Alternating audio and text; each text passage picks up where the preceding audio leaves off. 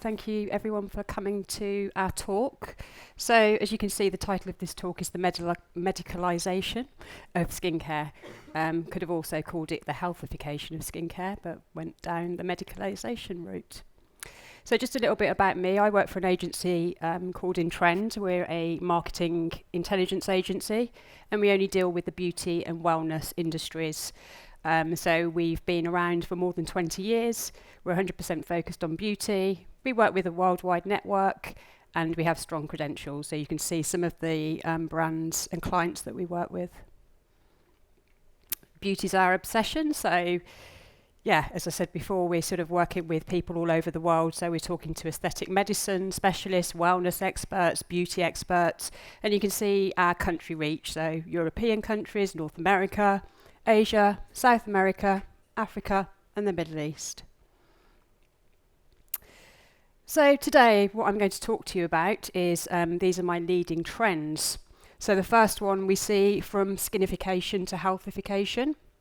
And then we talk a little bit about a new era of clean beauty, so this bioclinical or clinical skincare. Then safe and clean clinical in demand. And then, as we know across all beauty segments, transparency is key. The medical influencers and the new influencers and creators. Online consultations are growing, as are bespoke programs. Skincare claims borrowed from aesthetic medicine is really accelerating. And then the consumer is becoming the pro at home. Well, they've been the pro at home for a while, but I've categorized it as the at-home skin lab. So obviously during COVID, COVID sort of accelerated this trend, I guess, in terms of moving from skinification to healthification. So what are consumers doing? Well, they're taking action, obviously, in terms of their health and their skin. They're aspiring to longevity. And as we all know, everyone's really sort of practicing wellness. So they're taking action on their health, they're boosting their immunity, and obviously skincare is part of this health ecosystem. And just on the right there, just wanted to remind you that consumers want skincare to support all pillars of their health. So it's not just their skin or how they look. So they want clean air, they want clean water, clean food, supplements, good quality sleep, balanced hormones, strong immunity, etc. So the rise of the skintellectual, obviously it's a word that I'm guessing most people are familiar with. What does that mean? Well, it means someone that really now understands everything there is to understand about skincare. So they understand the ingredients, they understand the formulations, they understand when a company is being transparent or when they're not being transparent and when they're being greenwashed. Looking at these statistics here, 1/3 of UK facial skincare users now research ingredients to check whether they have any efficacy. So that's something to keep in mind. Consumers have learnt to read and translate the meanings of all of those ingredients on the label. So no longer being able to, greenwash or fool consumers or think actually they don't understand what these things mean. They actually do. The Gen Z obviously have been leading the way, but obviously that's spread now across all age groups as consumers become more and more obsessed with making sure that their skincare products are going to work. So the focus is all about the proven actives. Obviously, as I said, the pandemic has put a spotlight on what consumers want, what ingredients they're going to use, and also looking at claims. Thinking about the pandemic, obviously, we were bombarded with scientific speeches. So consumers really now are listening to the science behind everything. So consumers need to know, how were things formulated? Why did you choose the ingredients? How did you choose the ingredients? These are the questions that all skincare brands need to answer today. No surprise again that the nutricosmetics or the ingestibles market is growing exponentially, actually. Just on the right, we can see the most searched for vitamins and minerals. This is obviously in 2020. So no surprise that vitamin D was at the top because obviously everyone was locked indoors. Vitamin C, your vitamin B12s, your calcium, iron, your vitamin A's and E's. So these were the top searches that consumers were looking for. And then this figure on the right is quite surprising. So 80% of US adults say they've used beauty from within. It's a 61% increase in beauty sales, in supplements over the last 12 months. So it's really, really accelerating. So this idea of health, obviously, and how we look on the inside, all starts with what we put on in the inside. So now we're going to talk a little bit about this safe and clean, clinical in demand. So clean is a word that we've heard over the last sort of few years, well, actually over the last 2 to 3 years, really accelerating these clean claims. But what does that actually mean? Well, it doesn't really mean anything anymore to the consumer. Well, actually, it never did, because we don't have a definition for what that should actually mean. So today's consumer wants safety. They want safe skincare. So what does that mean? Well, it's free of ingredients that are a potential source of skin allergies or irritation. They want to make sure that the ingredients won't harm their health or actually their children's health. Think about pregnant ladies. So this new safe is better than clean. It's safe for all. And I've just given you a couple of examples at the bottom of how brands are communicating that they are clean. So one on the left says safe is the new clean. And then another brand puts it quite nicely, so safe from any risk. And then it gives the different health risks that you may face, and actually they're saying that their skincare won't put you at any harm. Even online stores are getting involved in this. So this is a skin safe store. It's an online store in the US, and actually you can see on the right it says it's developed with the Mayo Clinic. So actually it's backed by doctors and nurses. It's not just the brands who happen to be in the store saying that we are safe for you.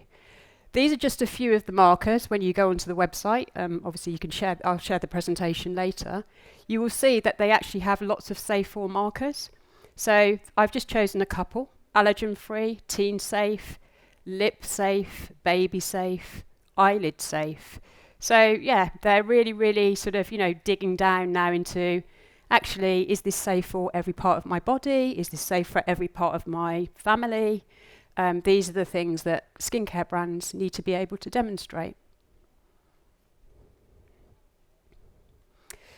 So, I mean, with all of the clean beauty talk, there was quite a backlash, obviously, against synthetics, saying they're bad, they're no good, we can only use, things from nature. But as we know, that's not correct. And yeah, over the last sort of 12 to 18 months, again accelerated by COVID, we have this new way of looking at skincare, and actually no more fear of synthetics. It's actually about merging lab-derived actives with nature.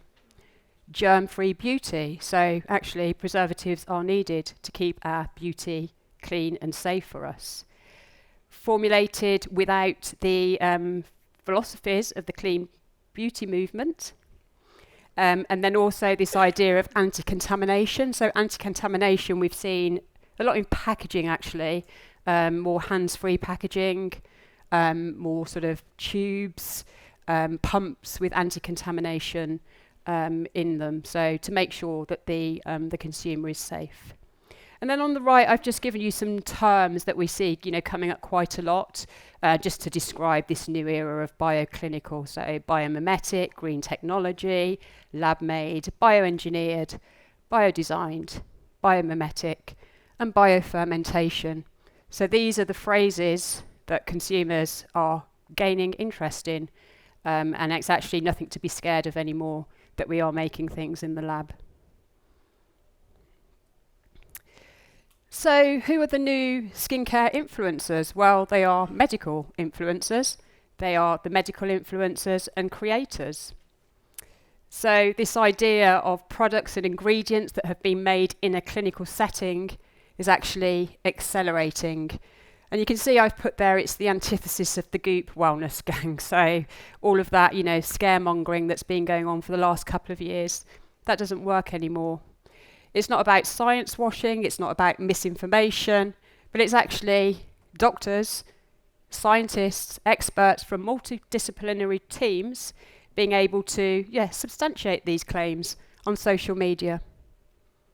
And then on the right, we're looking at just a couple, but there's quite a few, obviously, that I could have put here in terms of the new skincare creators. So they're doctors, doctor brands. And what's so good about them? Well, they're actually not trend-led. So they're not into trends, actually. They're just into what works. They formulate a lot of these products for their individual private patients. And then when they see that they work, they continue to, obviously make a brand and share it with a wider audience. So yeah, they're targeted at real skin issues that they've seen in their clinic. And obviously, once they identify a problem, they're able to formulate a fix for it. So these are your sort of new competitors, I guess, as a skincare brand as well, and the ones that you should be looking at. So I just wanted to summarize just in one slide what a new Dr. Skincare brand is, or actually what any skincare brand should be today. So microbiome certified, obviously, I think they were here over the last couple of days, but that's a certification that's growing, as you all know, and it's becoming more and more important to the consumer. Derm approved or doctor approved, however you want to put it. Non-irritating, obviously, that's really, really important. And then it has to have some green or sustainable markers there. So in this instance, we've showed the EWG green. It also has to be minimalist. So we don't just want fillers and lots of ingredients just for the sake of it. It has to be powerful and minimal ingredients. High performance, really, really important. And then results orientated. So yeah, we want to know that it's actually going to work.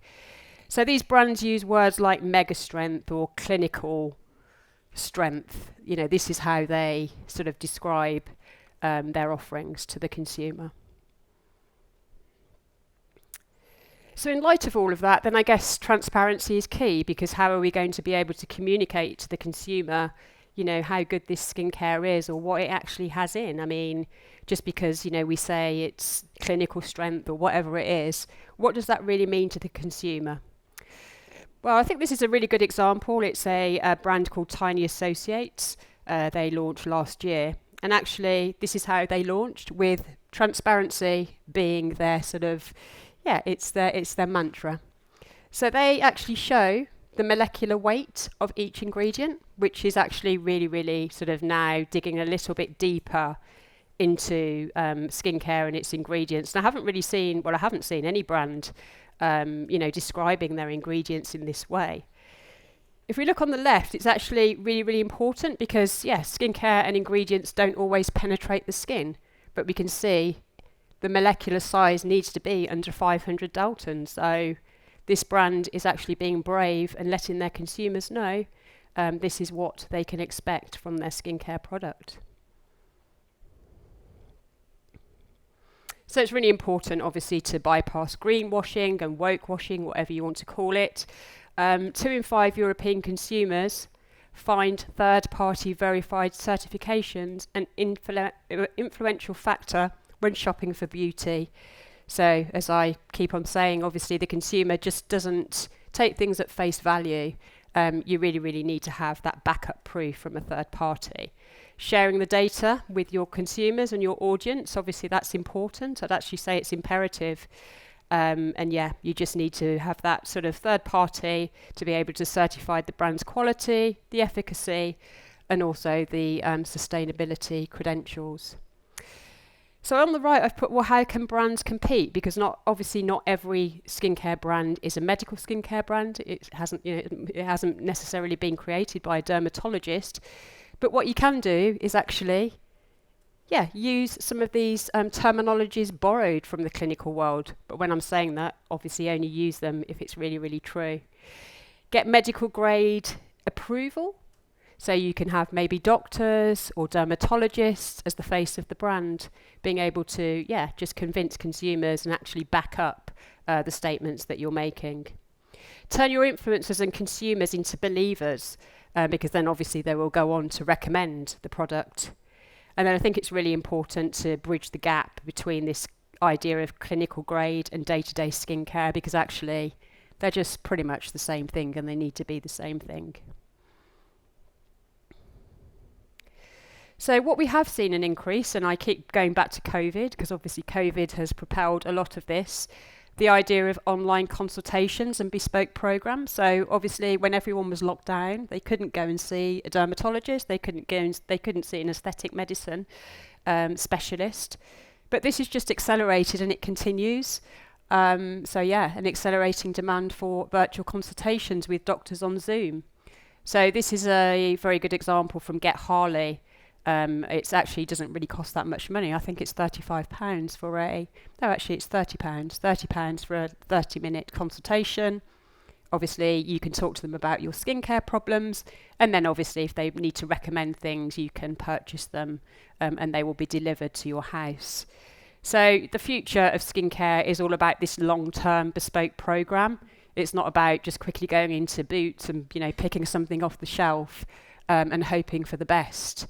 It's actually just becoming a bit more sort of specialised and personalised, just as it would be if you went to see a doctor. The online coaching and skin mentoring bespoke programs are also something else that we see growing and consumers taking quite a lot of interest in. Again, doesn't really cost that much money. It's £65.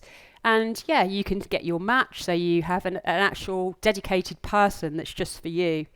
They can talk about your skin concerns. Obviously, they give you a match.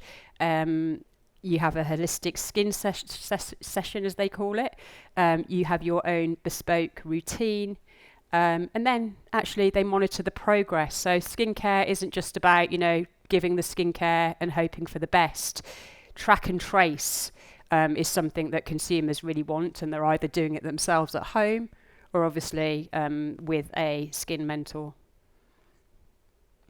So this next section I've called the at-home skin lab because, the consumer now actually is operating in the same way that a medical professional will with their own skin, and actually that's going to increase.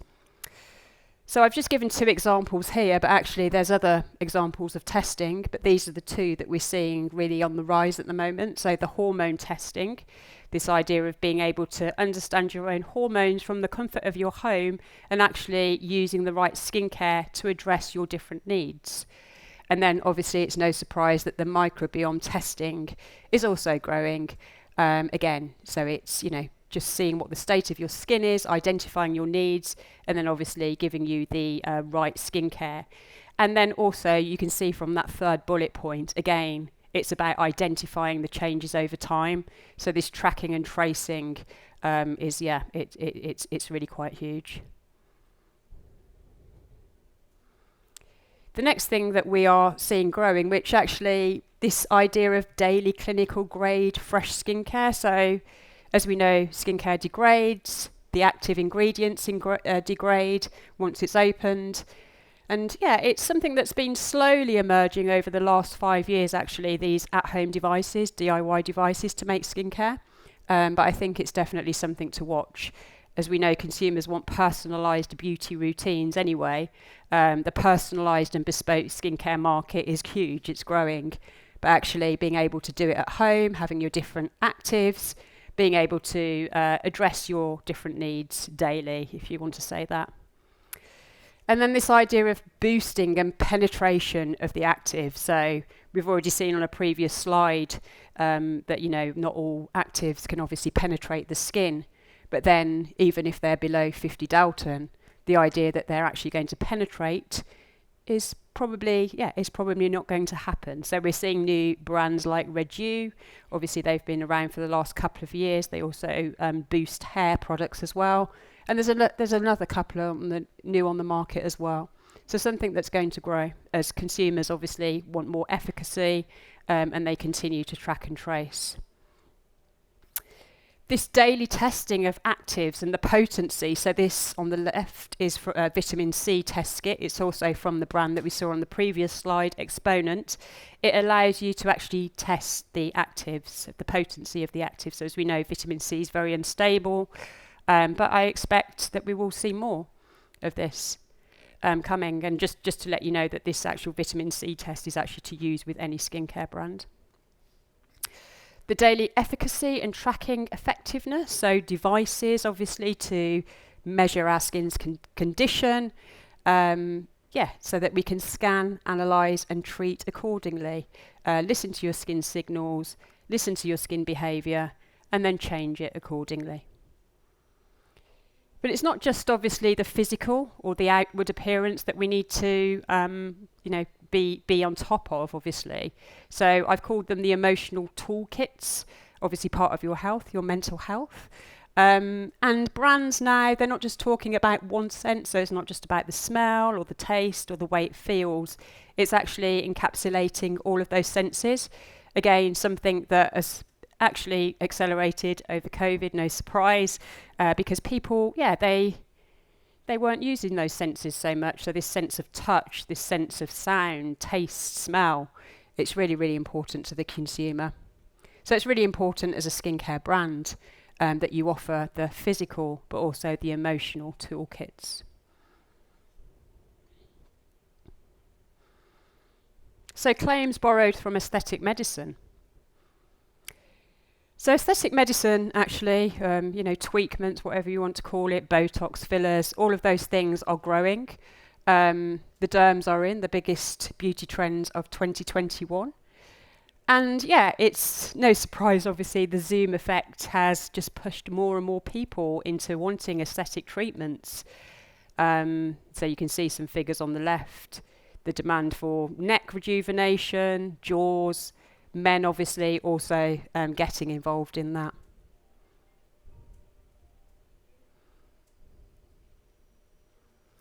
And just going back to that as well, what I wanted to say is because obviously, 56% have reported an increase in patients seeking cosmetic consultations, but we must remember not all of those patients go on to having a sort of treatment. They might be scared, they might not have the money.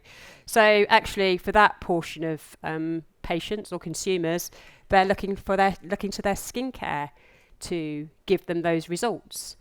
So skincare brands now are actually taking those words that aesthetic medicine uses. So it's aesthetic level results without needles. So it has to be comparable to aesthetic medicine. So this one on the left from Cheek Filler Nubian, they're saying that it's actually, it's a cheek filler. Same benefits as an injectable, super easy to use, and actually the benefit for the consumer is it's reversible. So if you've had a cheek filler, obviously you can't just get rid of it like that. So it has an appeal. And then we're seeing a lot more brands talking about lip fillers and lip plumping. Obviously this is just a few ideas here, but there's many out there.